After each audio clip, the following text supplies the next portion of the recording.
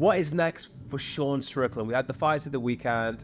We made our predictions. It went slightly different than we thought. But the question on everyone's mind is, what the hell happens next? I've got a pretty strong view on this, but what's your thoughts on it? Next for Sean Strickland specifically? For Sean, and for him, I'm changing his name already. It's like you've forgotten him already, but yeah, and Drickus. Next for Sean, he has been super active. So, I wouldn't mind too much if he wanted to take a little pause, like rest on his laurels a little bit, of course. The middleweight division, I think, has been a bit of a hot potato. I think it's been past the parcel a little bit. So you really could do a lot of different things with Sean. Difficult to say exactly what's next. The truth be told is, an immediate rematch is something that a lot of people have called for. I'm not really for that. I think the next thing for Sean is a number one contender fight. And in that position, other than Israel Adesanya, who I personally think should fight for the title next, I think the next thing for Sean could be something like a Robert Whittaker. That might be really interesting. What do you think? I don't like that. Okay, tell me why. For me, I think to take the belt, you've got to take it from the champ with some force and a little bit of, really stamp on it. Like, they both look amazing, but I feel like we need to run that back immediately because for me, people are 50-50 on who won the fight, right? My big takeaway from that fight is I feel that Sean, if he just took it up one more gear, we'd be talking about it's great that Sean Strickland just had his first defense. So I feel we need to run that back. I don't feel that Drickus showed in that fight, even if you think he won or he didn't win, that he is the king of the division. I feel like we still don't know, actually, if we rolled it back today, who would really win that fight. It's still an open question. Yeah. So for me, I feel it has to be a rematch. I'm also now just looking at who we got in the 185-pound division, right? We've got Robert Whittaker. I don't think he's great, right? But he's been top three for a while. Jared Cannonier, he's a good idea. Martin Vittori, Paulo Costa, he's not been fighting for a while. We've got a few different guys in and around there, but I feel let's get the rematch and let's let some of the guys of the top 10 fight each other so we can get a new, clear contender for the belt. And for me, it just feels like the only way forward. I couldn't disagree more. I think this idea of you've got to take it from the champion. You got to I think Dana White said this in a press conference recently as well. And I'm just I know judges get a bad rap, but they're there for a reason. And it wasn't exactly the robbery of the year, right? I don't think people were really up in arms about it like they could have been for other things, So from my side of things, I thought Drickus went out there, did what he had to do. He won a fight, and as much as it was a fight that was insanely close, my take is, you could sit here and say, well, if Sean knocked it up a gear, but he didn't. He didn't. No. He lost the fight, and the belt got passed across. So from my side of things, this idea of an immediate rematch, I think we're going to talk a little bit later about MMA not becoming boxing, but yeah.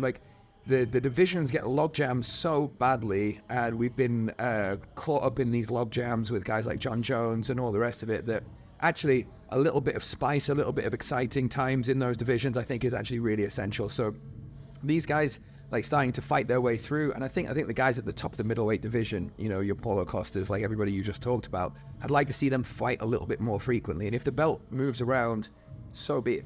That is a good point about, how about the rest of the guys at the top 15? They want a shot at the belt. Yeah. Is it getting a bit stale if we just have two guys at the top fighting each other? Okay, that's a fair point, Agnar. I'll take that on the chin. No pun intended. That's a really good point. Okay. I guess, but for me though, it comes back to what is the champion? I feel like when we want a champion of division, I guess we want somebody who, this is from a fan's perspective, right? Yeah. You want those champions that are almost a league above everybody else. Yes. Because when you think of the most memorable fighters in the UFC, you think of GSPs, John Jones, Anderson Silvas, and they're kind of judged by how dominant they were, who they beat, and how long they did it for. And it's we even when I'm watching a fight, I love to see the competition, but I'm also looking for that standout, oh my gosh, this guy or girl is just leagues above the rest.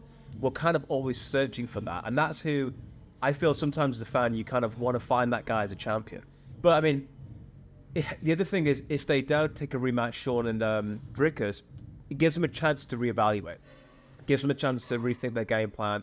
And they can come back, completely maybe do some skills, new looks, and have a better fight afterwards. But if I had to choose, I probably would actually go for the rematch straight away. But not to contradict myself, but if they do that, they're not getting a shot at the belt for a little while, the loser of that fight. That's the problem. Unless it's Sean that wins. I think you can look at this from a couple of different perspectives. So if you look at this from the UFC's perspective, they've just recently had Sean like truly go viral. He's just become a star for them. Yeah, you could see there was an image of Dana White just before he put the belt on Dricus, and he had a face of thunder. You know, I mean, you could tell he was just like, God damn it, you know.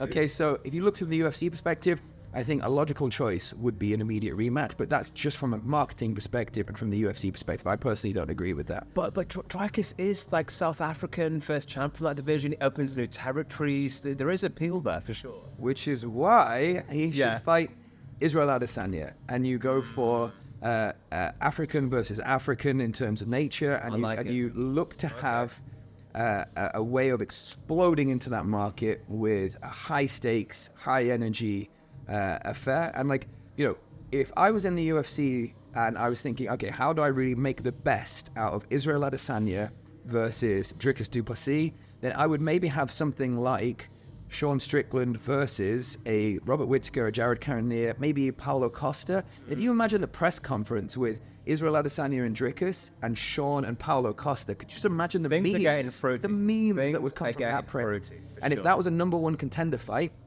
the Sean Strickland versus Paulo Costa, for example, then you have a storyline that just writes itself through the lens of breaking into the African market. But where is Israel Adesanya? I know he's left, but I actually don't know why. Maybe he's gone to revalidate, but do we know why he left?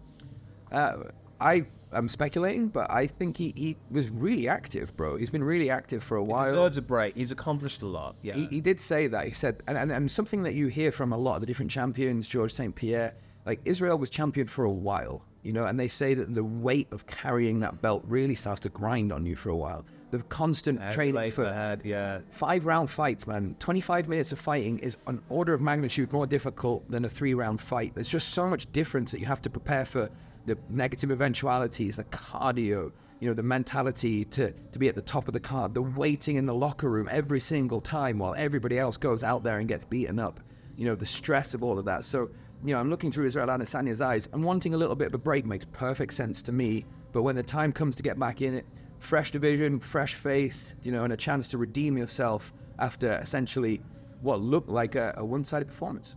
Yeah, and Israel, before, you know, those fights, he was looking very, very dominant. I mean, most people can't hold their concentration for 25 minutes, let alone fight in the main event. So, very well-deserved break. My personal thoughts on Izzy is, I feel Izzy's sitting back, he's analysing, he's a sniper.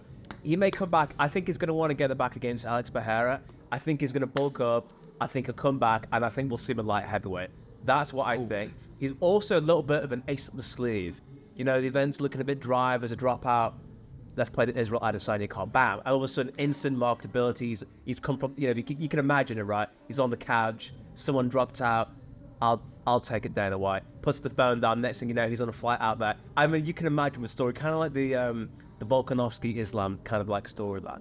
That's where I see Israel Adesanya. I mean, but also, like, why come back? I mean, is it just he wants some time to clear his head? Like, I guess there's got to be a compelling reason why. And when you've held the title for so long, you beat most of the guys. I don't know. I feel there needs to be some bigger and exciting challenge. It would be probably a strap in another division. Really, really interesting. And actually, just take what you've just said and invert it.